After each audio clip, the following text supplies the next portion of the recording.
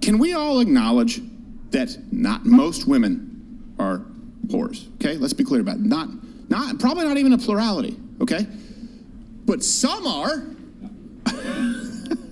And it's a bad idea. Are we not allowed to say that some are at this point? Yeah, if you're just going on and you're going into it with the mindset of, I am going to sleep around, because it's my 20s, some women are. And we'd like to thank your dad. Find guys that are serious about you. Don't settle for the guys that obviously aren't taking you seriously. By the way, if you want to be taken seriously, be somebody that can be taken seriously as well.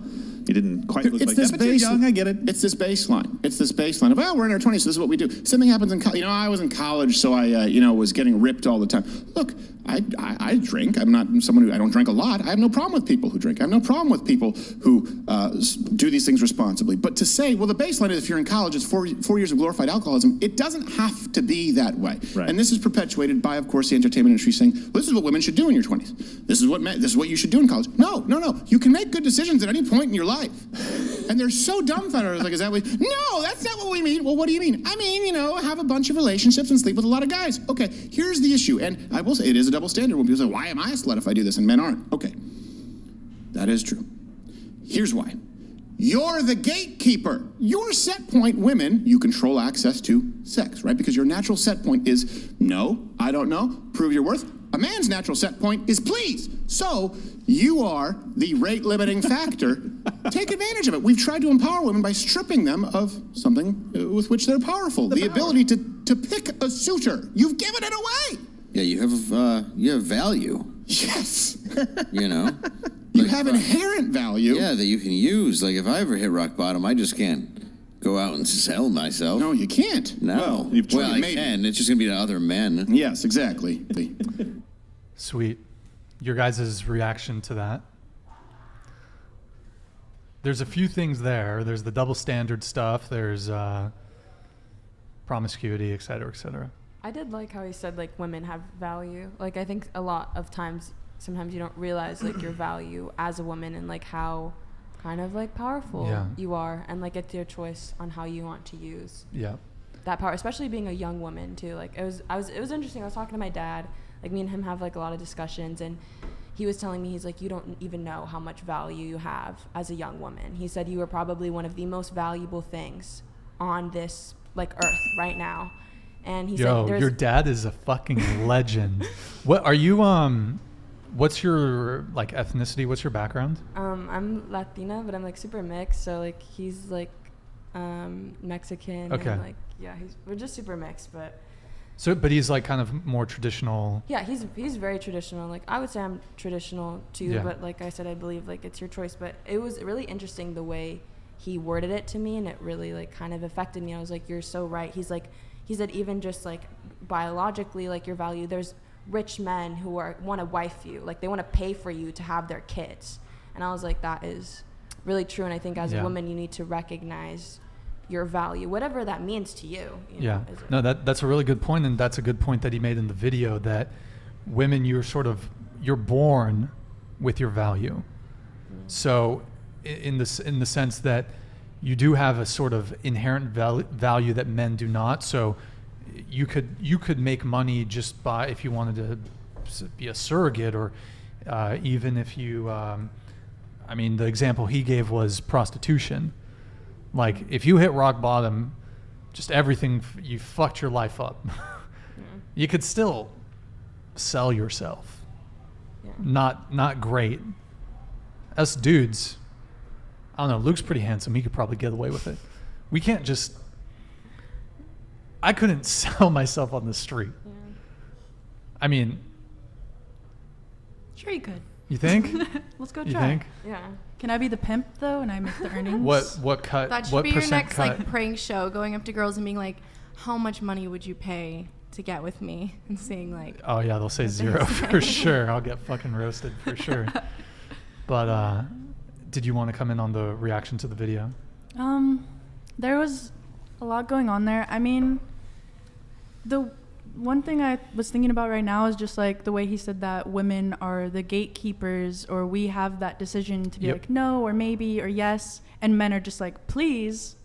Again, I've said this so many times, but that's just the biggest question I have is why does it come back to it being women's fault and women having to fix ourselves in order to fit that standard better or to make it more likable for men? It sounds like men are upset that they don't have the same privileges as women because of their own, for lack of a better word, horniness in a lot of cases.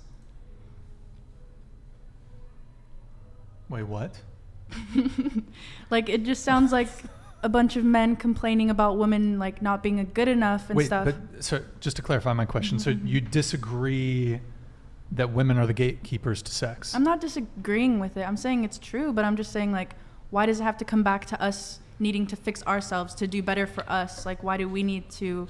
Whereas, like, in reality, it's just like men not having the same access to those things, and so it just sounds like men are kind of upset about that. Well, it's something that is in women's control.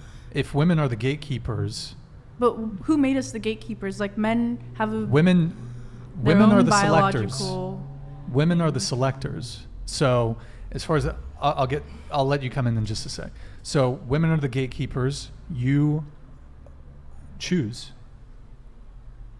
But and don't so your men question have a is, choice also in who they want to sleep with? to a degree, but I mean, it's not like women choose who they want to have sex to. Women choose who they want to have sex with. Okay, there's a saying, it goes, women sleep with who they want, men sleep with who they can. Exactly. So if the way that should be fixed, I think, is not women should sleep with who they can. I don't think that's what should That's not what he's change saying. about it. No, I think he's saying the opposite. Yeah, and that's what I think as well. But it's like the way he makes it sound is like these women need to be doing better. These women aren't good enough. They're promiscuous. They're slutty. They're ran through. Yeah, he's saying not I to think be that. But like, sure, that is valid. But at the same time, why can't men just have higher standards? Why can't men be doing better for themselves, you know? But what the thing is that if you're trying to shift the blame to men here, but the thing is that because women are the gatekeepers, it kind of falls on you. It does, but I don't think that it should. Okay, if every single women are able to dictate the terms when it comes to sexual access. So if every single woman, there was a grand conspiracy and every single woman agreed, we're not sleeping with men until we're married with them. You guys would be screwed. Then men are going to have to adapt. Women are never going, if men were just like, men adapt to what women do. So the reason men aren't doing first dates and all this shit anymore is because women just be sleeping around. If that was the standard for the plurality of women, then that's what men would be doing. But if men can just be like, come over, what are you doing? 12 a.m., come over. Then that's what's gonna go down. Because men and women's sexual strategy is a bit different. But you wanted to come in? Go ahead. I agree with the video in that I think like it's true that women just have so much power, and I don't think they understand it. And I think it's people treat you how you expect to be treated, and people place value on you how you give value to yourself. So I don't think it's ever good to go into like a victim mentality anyways. It's always good to take responsibility and ownership like for your life and how people treat you. And so I think there is like some responsibility like on women to like hold themselves at a higher value.